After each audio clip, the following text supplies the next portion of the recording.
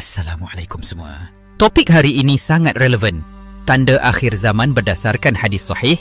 Kita bincang 7 hadis sahih dan nombor 3 itu paling dekat sangat dengan zaman kita sekarang. Yang pertama, ilmu dirampas, fitnah meningkat. An Abi Hurairah qala, "La taqumu as-sa'atu hatta yuqbad al-'ilm wa tukthiru az-zalazil wa yadhharu al-fitan." Hadis riwayat Imam Al-Bukhari dan Muslim. Islam berdepan fitnah besar, banyak gempa dan ilmu semakin berkurang. Kita lihat semakin ramai ilmuwan lama tidak diganti, media sosial penuhi dengan fatwa dangkal. Kedua, masa berlalu terlalu pantas. An Anas, "Fatakunu as-sanatu ka syahrin wasyahru ka jum'ah." Hadis riwayat Imam Al-Tirmidzi dan Ibnu Hibban. Kini, hari, minggu, tahun berlalu bagaikan tiada dimanfaatkan. Ramai kongsikan hiburan tanpa makna, sedangkan detik berharga hilang begitu cepat. Ketiga, 30 penyeru menerjah neraka. Faqad warada fi as-sahihain anna an-nabiy sallallahu alaihi wasallam qala, "La taqumu as-sa'atu hatta yab'ath dajjalun kadhdhabun qaribun min 30, kulluhum yaz'umu annahu Rasulullah." Tidak akan berlaku hari kiamat sehinggalah muncul para pendusta besar, dajjal kecil yang hampir 30 orang jumlahnya. Masing-masing mengaku bahawa dia adalah utusan Allah. Hadis ini diriwayatkan oleh Al-Bukhari dan Muslim. Ia merupakan hadis sahih yang sangat popular dalam bab tanda-tanda awal sebelum muncul Dajjal besar. Pemimpin palsu dan ajaran sesat muncul tanpa henti. Kita lihat dalam media dan politik sekarang, ramai tertipu dengan Islam palsu, tepat sangat dekat kita. Keempat, munculnya Dajjal dan binatang bumi. An Hudzaifah, "Innaha lan taquma hatta taraw qablaha 10 ayat."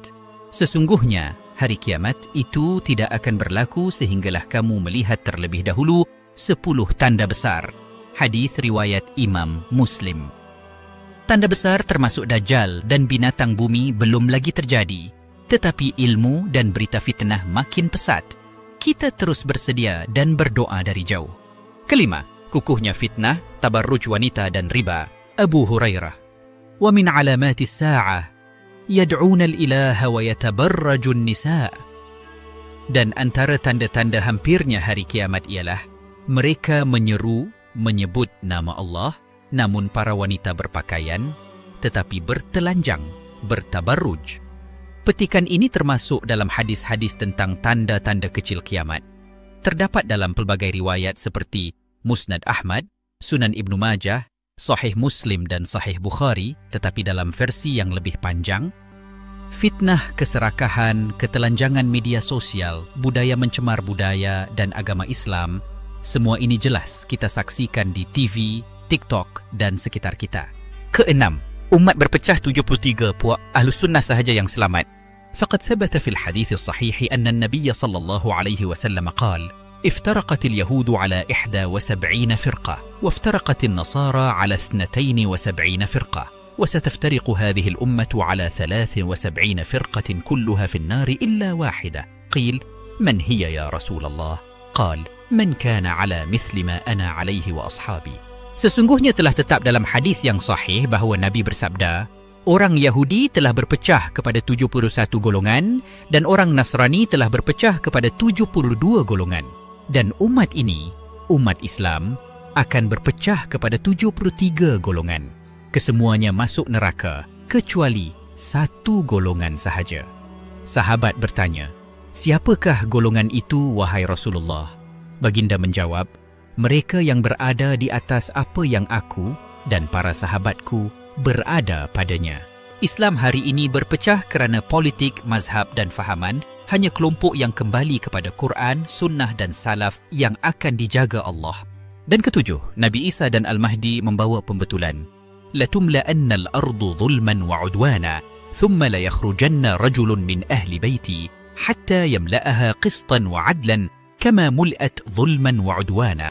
Sesungguhnya bumi akan dipenuhi dengan kezaliman dan penindasan.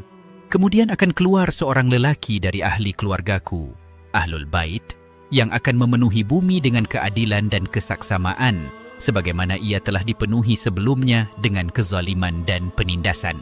Di akhir zaman, Imam Mahdi akan turun diiringi Nabi Isa alaihi salam untuk menegakkan keadilan di seluruh bumi Ini memberi kita harapan dan keyakinan. Alhamdulillah, selesai sudah paparan 7 hadis akhir zaman yang telah dan sedang berlaku.